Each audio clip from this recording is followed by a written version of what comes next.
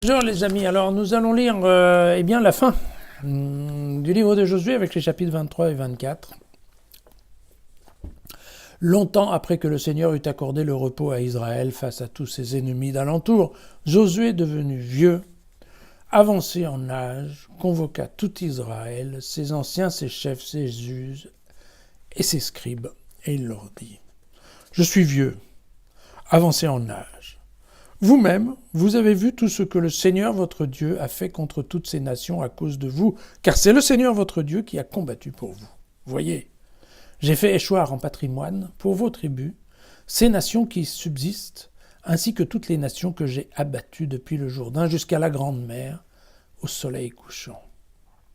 Soyez donc très forts et veillez à agir selon tout ce qui est écrit dans le livre de la loi de Moïse, sans vous en écarter ni à droite ni à gauche. Prenez donc bien garde à vous-même, aimez le Seigneur, votre Dieu. Mais si vous vous détournez et vous vous attachez au reste de ces nations qui subsistent auprès de vous, si vous contractez des mariages avec elles, si vous allez chez elles et qu'elles viennent chez vous, sachez bien que le Seigneur, votre Dieu, ne continuera pas de déposséder ces nations devant vous.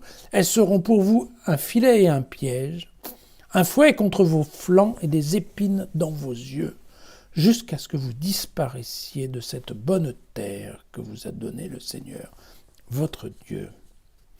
Voici que je m'en vais aujourd'hui comme s'en va toute chose terrestre. Mais vous, reconnaissez de tout votre cœur et de tout votre être que pas une seule parole n'est restée sans effet de toutes les excellentes paroles qu'avait dites le Seigneur, votre Dieu, à votre sujet.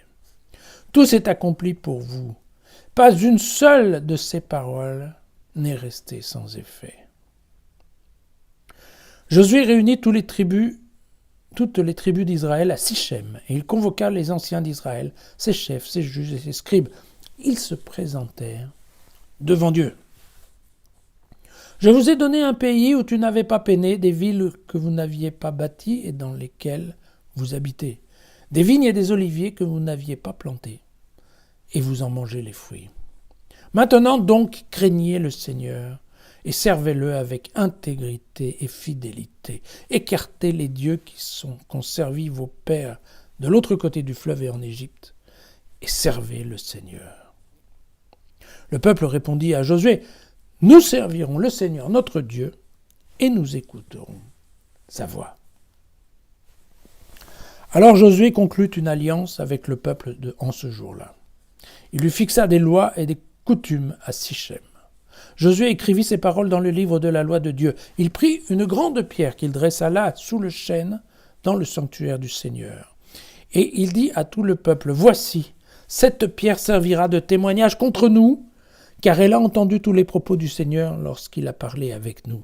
Elle servira de témoignage contre vous, pour que vous n'alliez pas renier notre Dieu. » Alors après ces événements, Josué, le fils de Nun, le serviteur du Seigneur, mourut à 110 ans.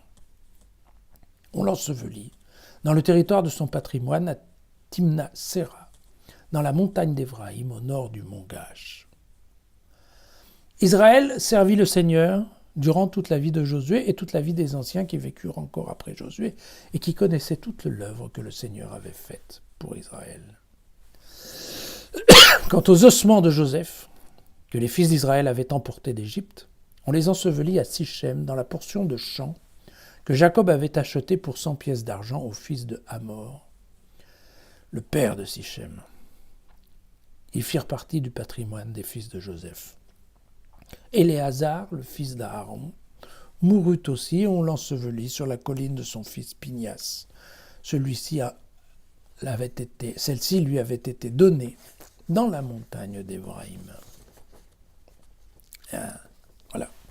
Donc vous voyez que, comme tous les livres de la Bible, en fait, celui-ci se termine aussi par un genre de résumé de tout ce qui s'est passé dans le livre, et dans la mesure du possible, le rédacteur essaye d'inclure l'histoire de ce livre dans le flux littéraire un peu plus important des premiers livres ou des livres qui vont suivre éventuellement de l'Ancien Testament.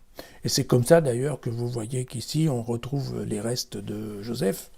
Et ça, c'était la volonté de Joseph d'être enterré en terre promise. On trouvait ça dans le livre de la Genèse, chapitre 50. Donc vous voyez, il y a longtemps en termes de livre.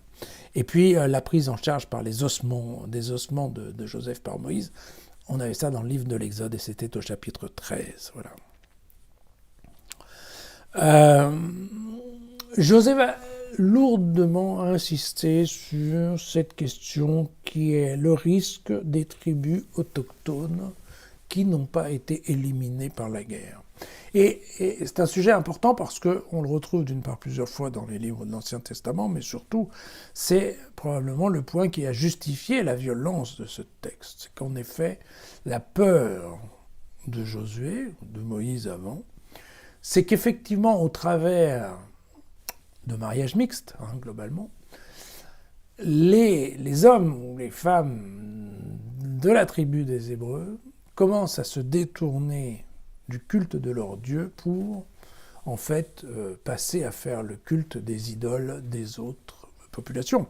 Voilà. Et donc c'est un risque éventuel de fidélité à moyen terme, voire à court terme. Et donc on se place bien dans le futur.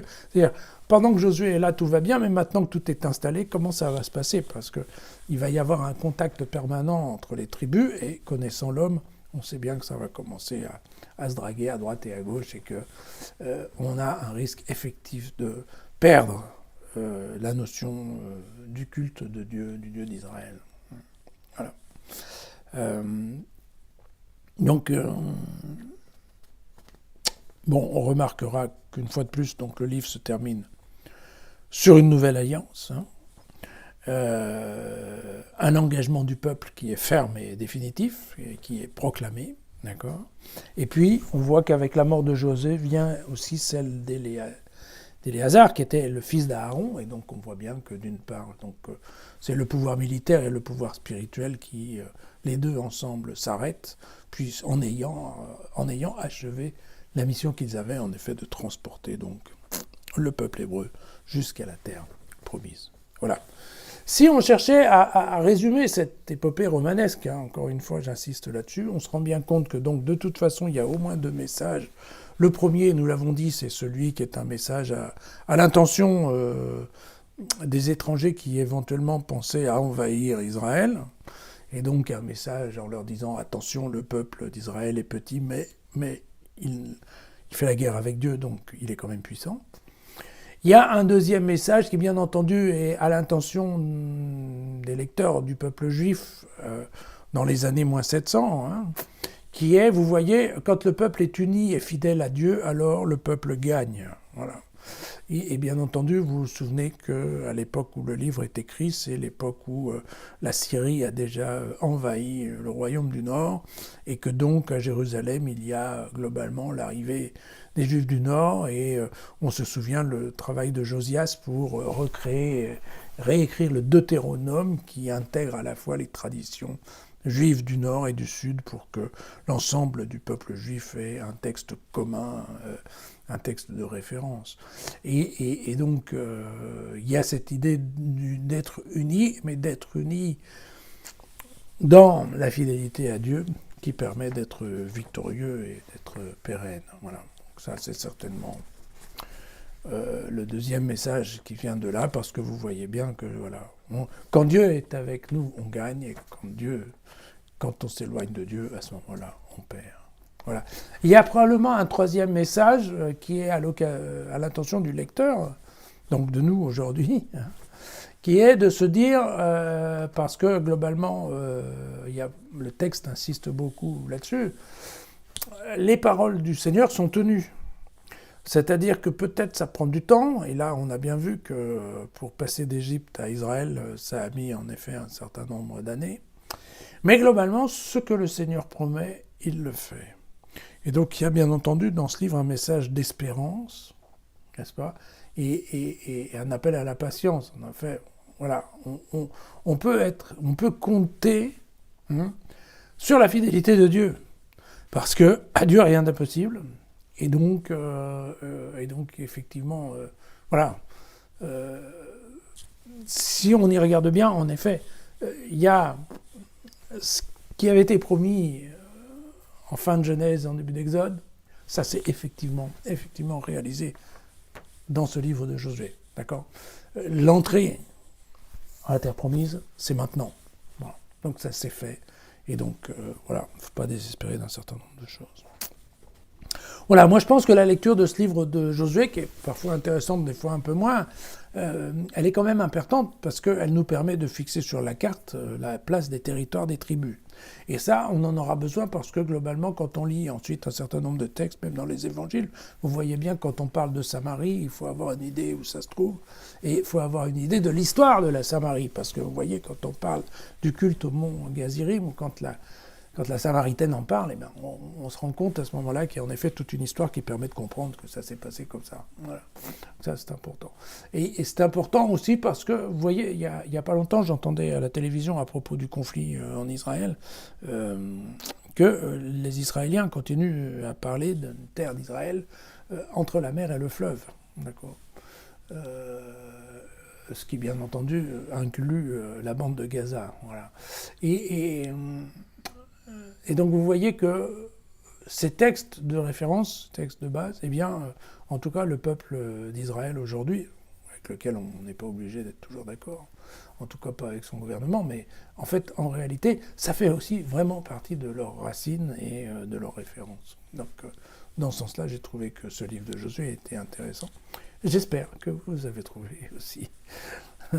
Et qu'on va pouvoir continuer les livres historiques ensemble. Et donc le prochain qu'on va s'ouvrir, ça va être le livre des juges. Voilà, à demain.